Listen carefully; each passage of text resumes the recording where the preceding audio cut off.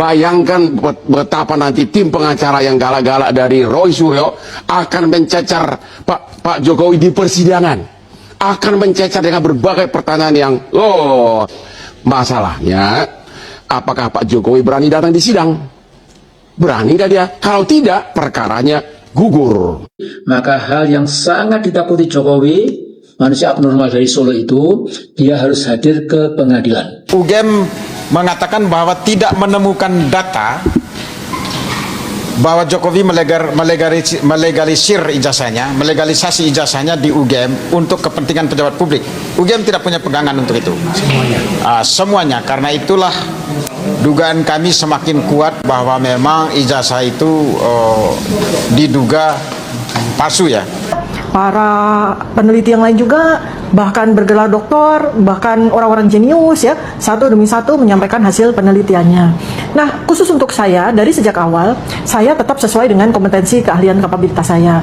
Apa yang ada pada ijazah itu yang sesuai dengan kompetensi saya, yaitu ilmu anatomi morfologi yang secara sah dimiliki oleh dokter. Apalagi saya ya sudah menekuni juga ilmu neuropolitika. Di dalam cabang ilmu neuropolitika itu ada namanya FACS ya, Facial Action Coding System.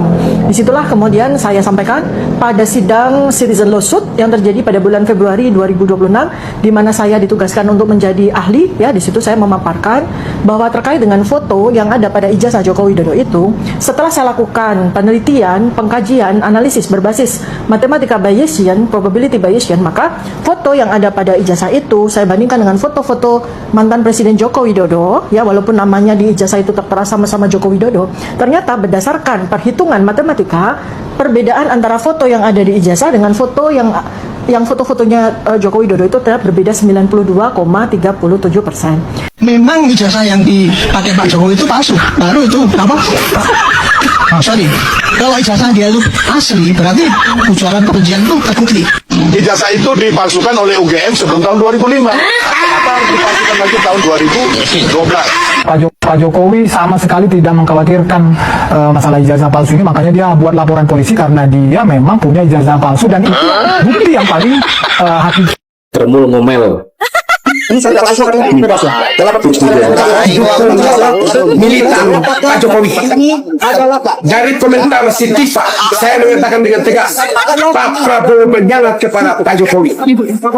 Ini bukti bahwa yang berkhianat, yang sepakat setuju atas penangguhan Roy Suryo dan Tifa adalah Bapak Presiden Prabowo Subianto dan juga kejaksaan. Jadi yang berkhianat atas ijazah ini berarti selama ini yang bermain di belakang adalah Pak Prabowo juga termasuk. Berarti yang selama ini bermain atas ijazah Pak Jokowi lama banget ini adalah kejaksaan dan Pak Presiden Prabowo Subianto.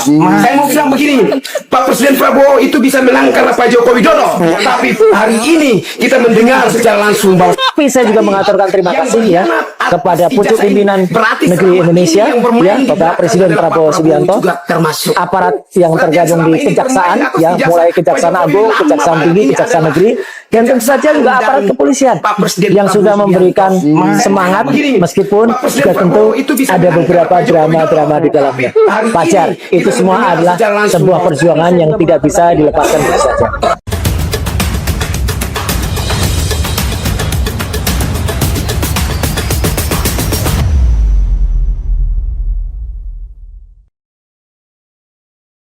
Bismillahirrahmanirrahim. Assalamualaikum warahmatullahi wabarakatuh. Apa kabar sahabat-sahabatku, sahabat HSNL dimanapun berada.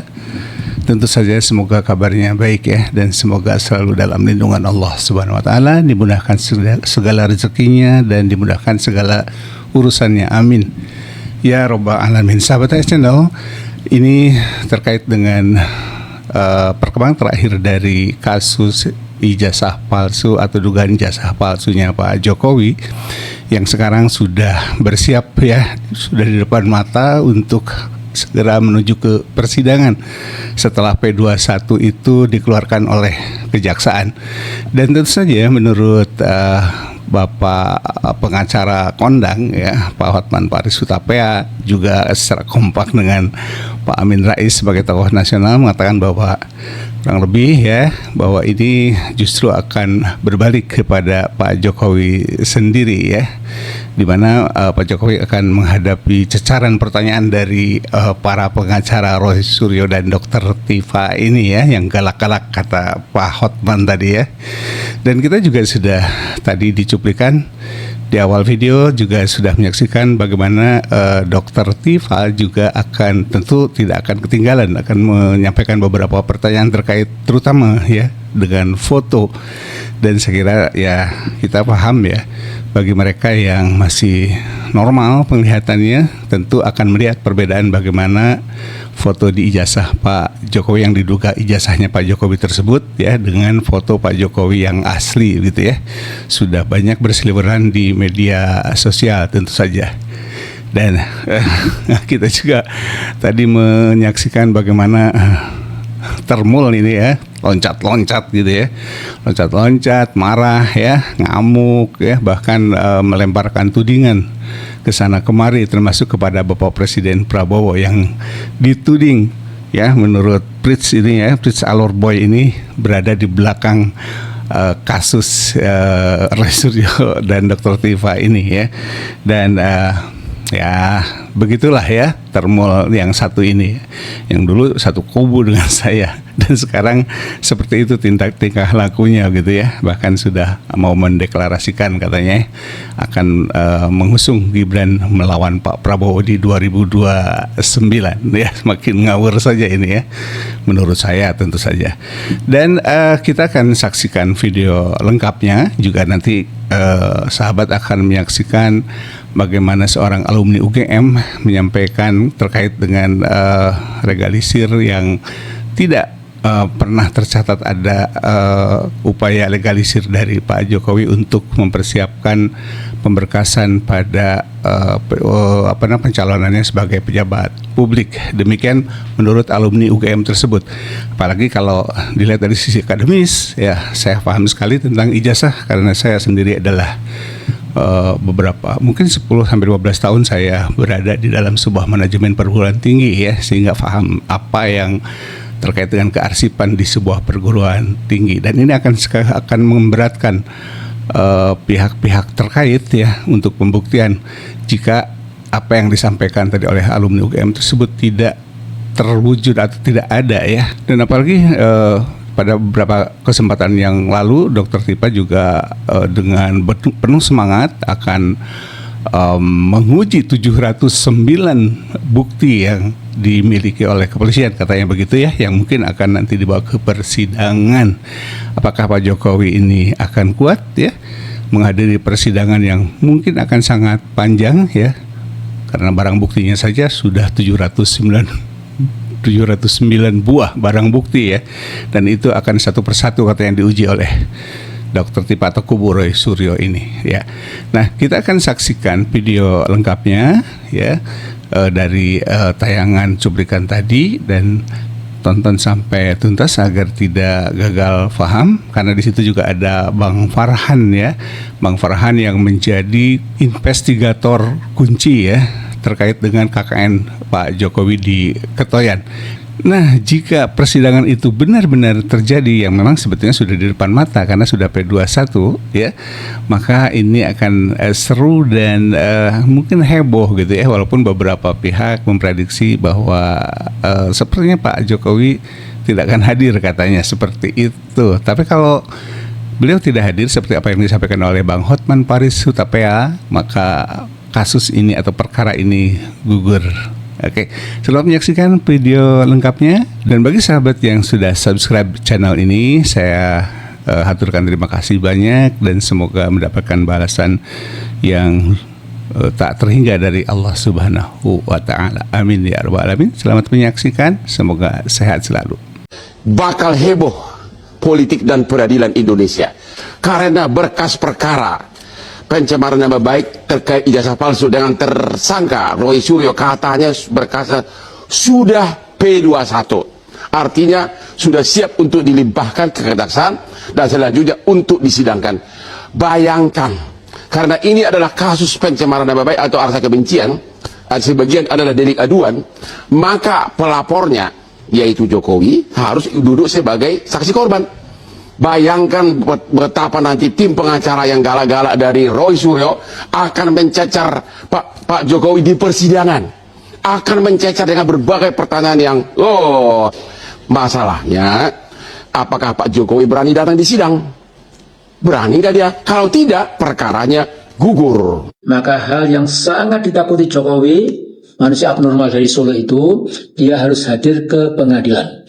Nah, saya yakin qadar Allah SWT untuk Jokowi makin lama makin jelas. Akhirnya makhluk ajaib dari Solo ini, nasib malangnya berakhir di pengadilan. Nah, saya minta pemerintahan Pak Prabowo mengawasi terus gerak-gerik Jokowi yang makin ngengleng. Jadi jangan sampai lari ke RRC meniru tokoh-tokoh PKI dulu seperti Yusuf Adicorop, Sobron Aidit, Tio Keng Bo, Sarmaji dan lain-lain yang melarikan diri ke negara Xi Jinping. Negara Xi Jinping ini mungkin seolah-olah paman angkatnya Jokowi. Dalam Al-Quran di beberapa ayat Allah berfirman tentang usaha manusia untuk merancang sebuah rencana, sebuah trik atau stratagem. Bahasa Inggrisnya itu stratagem, yang dalam bahasa Al-Quran disebut sebagai makar. Allah berfirman bahwa makar Allah jauh lebih bagus dan lebih jitu. Kita ambil satu ayat saja, yaitu ayat 46 dalam surah Ibrahim.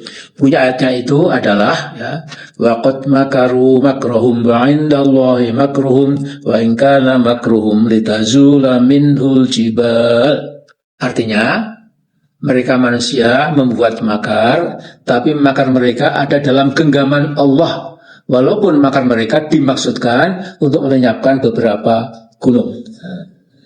Jadi Jokowi silahkan kedapikan dan pentalitan mengatur strategi untuk bisa muncul lagi di panggung politik nasional. Monggo. Tetapi apapun yang akan ditempuh Jokowi sudah tidak relevan lagi. P21 terjadi, lalu kemudian terjadilah persidangan ya. Jadi ini bola dilempar sama Polda Metro Jaya ke kejaksaan. Lalu kemudian persidangan. Apa yang terjadi? Nomor satu, saya mau sampaikan kepada pihak Pak Joko Widodo, jangan sampai Anda salah mengambil sebuah tindakan yang membuat Pak Joko Widodo itu semakin menderita. Karena kita semua tahu beliau saat ini mengalami sakit yang sangat serius, yaitu penyakit autoimun ya, yang sistemik ya, karena kita lihat kan bukan hanya sekedar kulit wajah, kulit badan, tapi juga mengalami kerusakan juga pada persendian sehingga beliau jalan itu makin lama makin tertatih-tatih, suara juga makin lama makin liris ya. Saya sebagai dokter sangat beribah hati dengan keadaan Pak Joko Widodo, apalagi kalau persidangan dimulai. Karena nomor satu, yang akan saya kejar, saya sebagai tersangka itu punya hak untuk menanyakan, untuk meminta pengadilan memanggil pelapor, dan tentu saja sebagai pelapor beliau wajib hadir ya. Pertanyaan pertama yang akan saya sampaikan sesuai dengan apa yang sudah saya tulis di Twitter saya, di X saya ya, terkait dengan kacamata. Ini soal kacamata ini udah dari dulu, setahun yang lalu ya. Kacamata itu ya, apalagi kalau kacamata itu bentuknya seperti yang ada pada foto ijazah Joko Widodo, itu udah pasti kacamata koreksi refraksi. Artinya yang bersangkutan itu tidak menggunakan kacamata sekedar untuk gaya-gayaan, tetapi memang benar-benar mengalami gangguan refraksi akibat adanya kerusakan pada lensa mata yang bersangkutan, sehingga dia tidak mampu untuk memandang jauh dengan jelas ya, yang namanya miopia, atau memandang dengan dekat ya, membaca atau bagaimana, itu namanya hipermetrop, atau gangguannya jauh dan dekat namanya presbiop, yang biasanya suka terjadi pada orang-orang yang usianya di atas 40 tahun. Nah, jadi kalau seseorang di masa dewasa muda itu waktu kita kuliah ya, itu sudah mengalami kerusakan lensa, mengalami gangguan refraksi, dan kemudian dia harus pakai kacamata, artinya ini refraksinya tipe miop ya, artinya dia akan secara konsisten menggunakan kacamata itu dalam segala any condition, mau dia kuliah, mau dia lagi jalan, mau dia lagi naik motor, dan sebagainya. Nah, karena itu nggak mungkin kemudian hanya gara-gara pecah lalu kemudian tidak mampu membeli kacamata, maka Joko Widodo lalu bebas tidak pakai kacamata sampai tua. Itu nggak bisa, sungguh tidak bisa. Nah, makanya alasan pecah dan tidak mampu membeli itu sangat tidak masuk akal. Apalagi sejak tahun 2005 ketika dia maju wali kota, kita udah tahu ya, framingnya adalah dia adalah pengusaha mebel lokal yang cukup berhasil kan gitu. Masa iya sih pengusaha mebel yang cukup berhasil tidak mampu untuk membeli kacamata ganti? Dan bukankah selama ini kita juga tahu banyak beredar foto-foto yang orang sebut itu Joko Widodo sebagai seorang pengusaha, kemudian pakai kacamata loh masih, tapi begitu dia jadi wali kota, begitu dia jadi gubernur, apalagi jadi presiden, sama sekali tidak pernah satu kali pun dia menggunakan kacamata. Maka soal kacamata ini menjadi salah satu hal yang saya dahulukan ketika sidang itu, ya. Saya dengan senang hati akan mempersiapkan daftar pertanyaan terkait dengan gangguan refraksi, riwayat pemakaian kacamata, dokter matanya di mana atau refraksionisnya di mana, optik tempat membeli kacamata, termasuk saya akan menghadirkan 2 orang saksi ahli. Yang pertama adalah dokter spesialis mata, subspesialisasi refraksi. Yang bukan cuma dokternya yang memeriksa, tapi nanti Pak Joko Widodo ini harus dilakukan pemeriksaan dengan sekitar 11 peralatan oftalmologi yang ada di rumah sakit mata. Ya, ada keratometer, autorefraktor, phoropter, lensmeter, tonometer, stellate biomicroscope, specular microscope, Cornwall tomography, Venus camera, optical coherence tomography, OCT, ophthalmoscope, Humphrey visual field analyzer, optic nerve, biometri. Dan yang kedua, jika kemudian Joko Widodo mengatakan, oh saya sudah nggak mengalami miop lagi karena saya sudah operasi LASIK, ya kan satu-satunya cara untuk membuat orang yang miop itu bebas miop, itu hanya operasi LASIK, maka saya akan juga menghadirkan dokter spesialis mata, subspesialis cornea refractive surgery. Dan beliau akan memeriksa dengan alat-alat super canggih ya, seperti pakimetri, apirometri, atau refraktor, keratometer, dan sebagainya, yang memungkinkan untuk melihat jejak operasi di masa lalu. Kalau memang Pak Joko Widodo pernah mengalami operasi LASIK, lalu gimana dong? Mau lanjut sidang? Ayo, kalau gitu kita siapkan alat-alat canggih, mau di RSPAD Gatot Subroto sebagai rumah sakit kepresidenan, pasti mereka punya alat-alat yang saya sebutkan tadi. Jadi sekali lagi, pengacara Pak Jokowi, para buzzer, termul, mohon agar Anda itu agak pintar sedikit ya, karena kasihan Pak Joko Widodo. Udah dengan soal dokter mata, soal kacamata ini aja udah susah beliau itu. Dokumen yang digunakan, entah itu ijazah itu adalah boleh dikatakan alas hak ya, dokumen tertinggi seseorang. Dia memperoleh ijazah itu dia sarjana itu sudah paling tidak final. Tapi sebelum mendapat ijazah itu harus ada dokumen-dokumen pendukung. Seperti ijazah Jokowi itu tidak serta-merta ijazahnya itu ada, tapi ada dokumen-dokumen pendukungnya seperti KHS, KRS, terus catatan KKN-nya dia. Terus yang paling penting yang kami lihat adalah soal dokumen ketika ijazahnya itu diminta untuk dilegalisir. Ya, dilegalisir untuk Wali Kota Solo, Gubernur DKI, dan untuk Presiden RI 2 periode. UGM mengatakan bahwa tidak menemukan data bahwa Jokowi melegalisir ijazahnya, melegalisasi ijazahnya di UGM untuk kepentingan pejabat publik. UGM tidak punya pegangan untuk itu.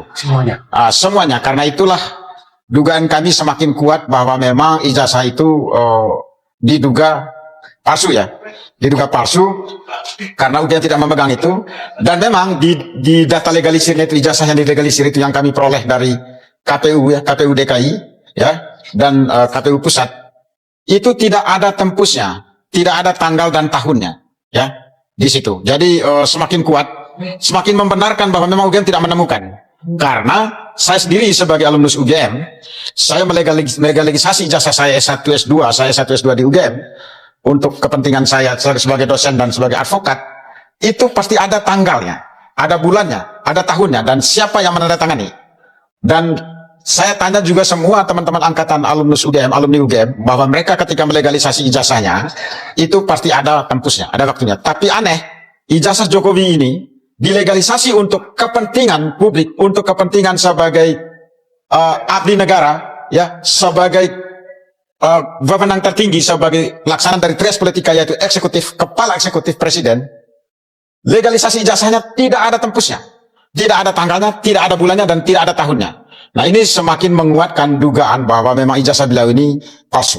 Teman-teman semuanya tahulah ya, saya melakukan investigasi dan saya mulai spill sedikit-sedikit. Ini sudah bukan lagi kita harus berdiam diri melihat semua ini.